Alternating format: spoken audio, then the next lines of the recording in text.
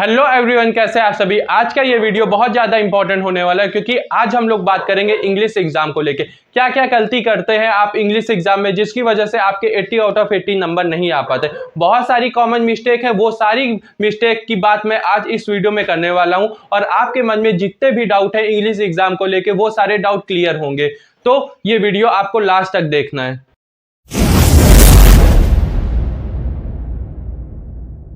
पहला पॉइंट ये है कि आप कितना पढ़ के जा रहे हैं उससे फर्क नहीं पड़ता। ये चीज आप देखिए कि आप कितना पढ़ के जा रहे हैं उससे कोई फर्क नहीं पड़ता। फर्क इससे पड़ता है कि आप कॉपी में कैसे लिखते हैं।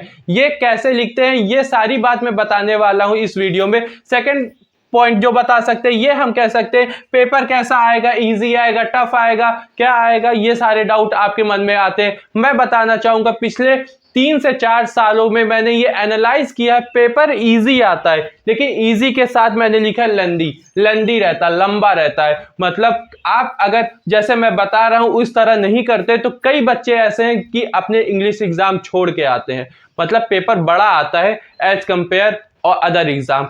आज तक आपने जो जो एग्जाम दिए हैं उसके एग्जाम से अगर हम लास्ट पॉइंट की बात करें जो कि है स्पेलिंग मिस्टेक आप बहुत ज्यादा करते हैं। तो आप अच्छे से पढ़े, पूरा अच्छे से पढ़े, लेकिन आप आखिरी में स्पेलिंग मिस्टेक कर देते हैं जिसकी वजह से जो कॉपी चेक करता है उसके ऊपर गलत इंप्रेशन बनता है और वो समझ लेता है कि उसमें आपको पहचानता तो है नहीं। वो समझ लेता है ये नॉर्मल या फिर एवरेज स्टूडेंट है तो इसको ऐसे ही 60-70 नंबर दे के हटा दिया जाए। तो ये सारी गलतियां आपको नहीं करनी है।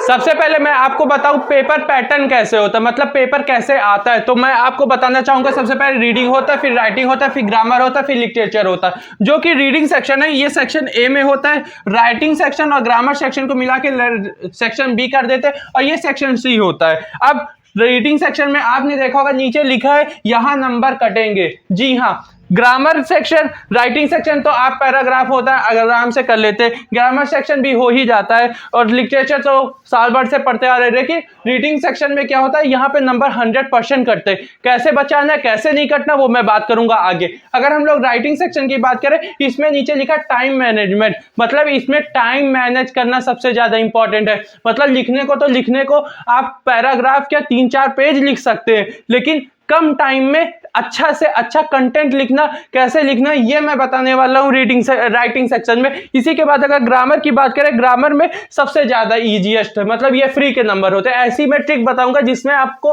फ्री में नंबर मिलेंगे ग्रामर में। अब लिटरेचर की बात करें इसमें होता है सारे क्वेश्चन हो जाते हैं, लॉन्ग आंसर शॉर्ट आंसर सब आराम से हो जाते हैं, लेकिन ये जो एक्सट्रैक्ट बेस्ड क्वेश्चन होते हैं ये सबसे ज्यादा मतलब नंबर कटने के चांसेस इसमें रहते हैं। तो ये सारे डाउट आपको क्लियर होंगे, बस आप ये लास्ट तक देखते रहिए। सबसे पहले हम लोग बात करेंगे रीडिंग सेक्शन की। तो अगर हम लोग बात करें रीडिंग सेक्शन की तो रीडिंग सेक्शन ये आप देख सकते हैं। इसमें मैं बताना चाहूंगा रीडिंग सेक्शन में क्या करना है, कैसे गलती करते हैं आप सभी लोग, तो इसको ध्यान से देखिएगा। रीडिंग सेक्शन में मैंने पहला पॉइंट क्या लिखा है देखिए, आपसे देख सकते हैं थोड़ा टफ आएगा। मतलब पहले के 8th 9th तक का सरल था कि रीडिंग पढ़ा, ये सबसे बढ़िया पार्ट होता था जिससे हम लोग ज्यादा से ज्यादा नंबर गेन करते थे। लेकिन अभी आपने प्री बोर्ड में देखा होगा इसी से सबसे ज्यादा नंबर कटते हैं। तो इसमें क्या कह रहा है ये थोड़ा टफ आएगा। अब कैसे टफ आएगा, कैसे मैनेज करना, कैसे पूरे नंबर लाना वो मैं बता दूं। 2 मिनट रुकिए। अब इसके बाद मैं बताना चाहूंगा कि ये सब कैसे होगा। ये ओनली एक चीज होगा, आप प्रैक्टिस से। 80% लोग ऐसे होंगे जो प्रैक्टिस करके नहीं जाएंगे, लेकिन आप वो 20% में से होंगे जो प्रैक्टिस करके जाएंगे। अभी 3 से 4 दिन बचा है, हो सकता है जब आप मेरा वीडियो देखें तो हो सकता है 2 दिन बचाओ, लेकिन आपको क्या करना है प्रैक्टिस करना। प्रैक्टिस कैसे करना है, सैंपल पेपर उठा लीजिए या फिर इंटरनेट में इतने सारे हैं रीडिंग सेक्शन का, और कैसे करनी है प्रैक्टिस ये मेन बात होती है। तो क्या करना है आपके सामने स्टॉप वॉच रख लेना सामने और आपको 10 से 15 मिनट के बीच में इसको कंप्लीट करना है। मतलब इससे 15 से ज्यादा टाइम नहीं लगना चाहिए। हो सकता है स्टार्टिंग के 1-2 पैसेज में ऐसा हो सकता है कि आपके 15 से ज्यादा टाइम लगे, लेकिन आपको दिन भर में मैं कह रहा हूं कि 5 ऐसे रीडिंग सेक्शन वाले प्रैक्टिस करने हैं। मतलब पहले वाले में होगा 15 मिनट लगेगा, फिर उसके बाद 12 लगेगा, उसके बाद 10 लगेगा। इसी तरह होते होते करते करते एक टाइम ऐसा आएगा 5 से 10 के बीच में अप्रॉक्स आप अच्छे से सारे क्वेश्चन सॉल्व कर पाएंगे।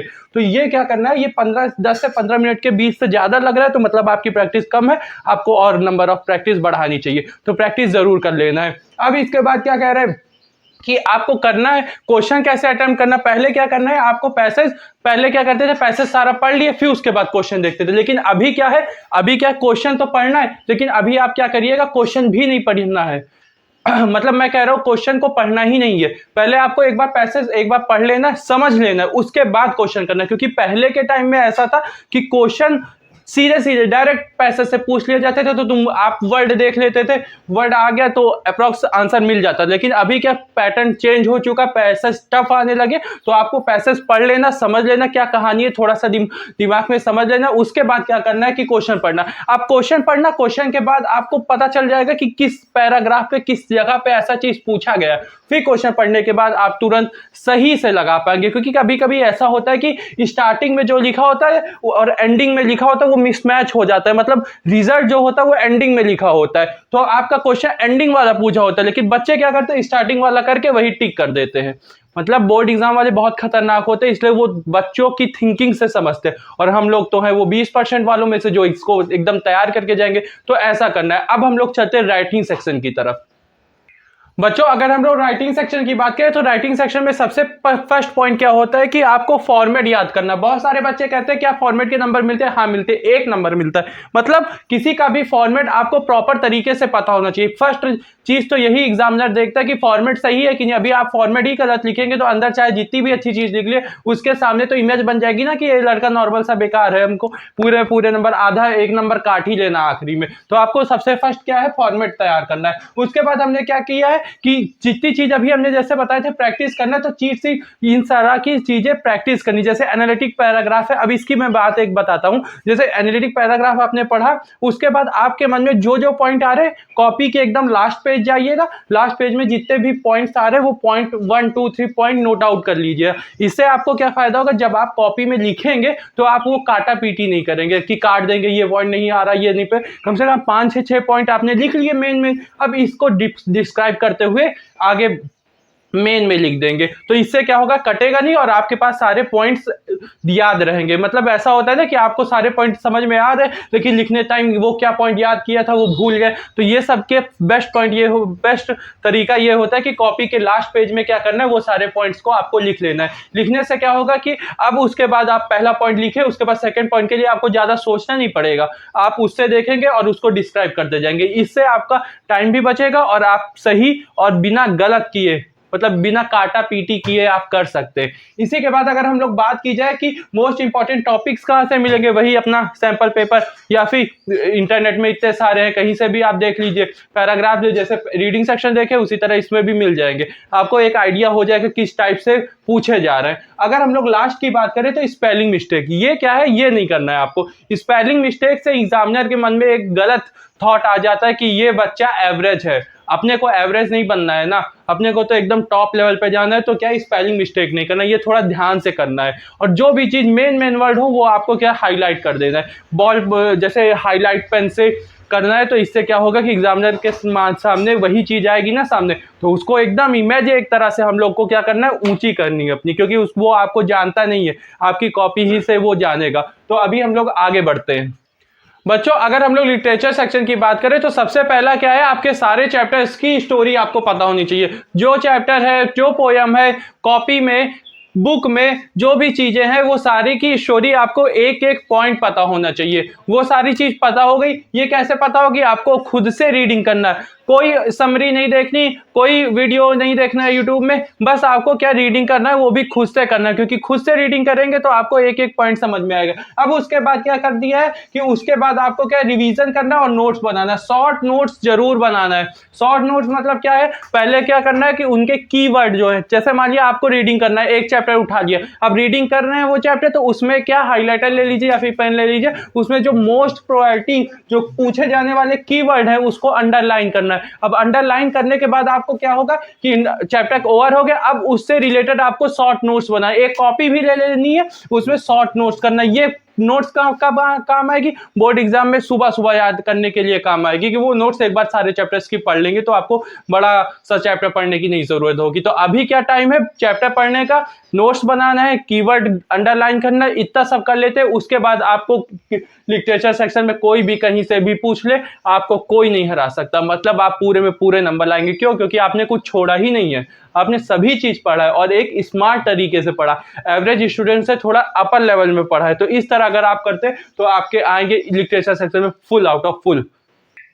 बच्चों अगर हम लोग लास्ट जो किए ग्रामर सेक्शन, इसकी बात की जाए तो ग्रामर सेक्शन में क्या करना है, आपको यूट्यूब में बहुत सारी ट्रिक्स पता चल जाएंगी। टॉपिक डालना है, उसकी ट्रिक देखना है, ट्रिक को याद रखना है, उसके बाद आपको क्या करना है, नंबर ऑफ क्वेश्चन प्रैक्टिस करना है, मतलब प्रैक्टिस करना है। प्रैक्टिस करने से देखिए बोर्ड एग्जाम में ग्रामर में क्या होता है, कई बार रिपीट हुए, तो ये जो सिलेबस है पिछली बार का और पिछली बार का देखिएगा तो क्वेश्चंस कई बार रिपीट होते, तो आपको एक आइडिया हो जाएगा किस टाइप से क्वेश्चन पूछ रहा है। और इसमें क्या होता है कि मोस्ट प्रोबेबिलिटी क्वेश्चन, मतलब एमसीक्यू आने वाला है, पहली बात है, ये प्लस पॉइंट है। अब इसमें देखना होता है सबसे ज्यादा क्या पूछे जाने वाला है, मतलब पहले तो जो नहीं है उसको तो छोड़ ही देना है, अब उसमें सबसे ज्यादा क्या पूछ रहा है, क्या ऑप्शन टिक कर सकते हैं वो देखना है। अभी आपने क्वेश्चन की प्रैक्टिस की है तो उतना आइडिया हो जाएगा, प्रैक्टिस नहीं किया है तो आपको गूगल में जाना है, इतने सारे सैंपल पेपर सीबीएसई ने ऑफिशियल वेबसाइट में डाला हुआ है, तो वहां से आप जाके सारे सैंपल पेपर देखिएगा,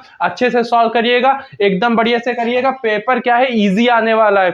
मैं फिर बता रहा हूं, थोड़ा सा टफ क्या होगा, वो रीडिंग सेक्शन वाला, रीडिंग सेक्शन की वजह से टफ हो रहा है लेकिन आप जैसे ही मैंने बताया इस तरह अगर आप प्रैक्टिस करते हैं तो आप यकीन करिएगा आखिरी के आप 15 से 20 मिनट बचा लेंगे जिसमें आप रिवीजन कर सकते हैं। जनरली क्या होता है, इंग्लिश का पेपर, हिंदी का पेपर छूट जाता है एट द एंड, लेकिन आपका क्या होगा, इस तरह की प्रैक्टिस करेंगे क्योंकि हम लोग प्रैक्टिस करके जा रहे हैं ना, तो हम लोग को सब पता है कि क्या होने वाला है। और ह्यूमन साइकोलॉजी होती है कि जो चीज प्रैक्टिस से होती है वो चीज एकदम बेस्ट करते हैं, तो हम लोग को प्रैक्टिस करना, अच्छे से करना। ऑल द बेस्ट, अच्छे से पेपर दीजिएगा, फिर मिलते हैं नेक्स्ट वीडियो में, तब तक के लिए टेक केयर, बाय बाय।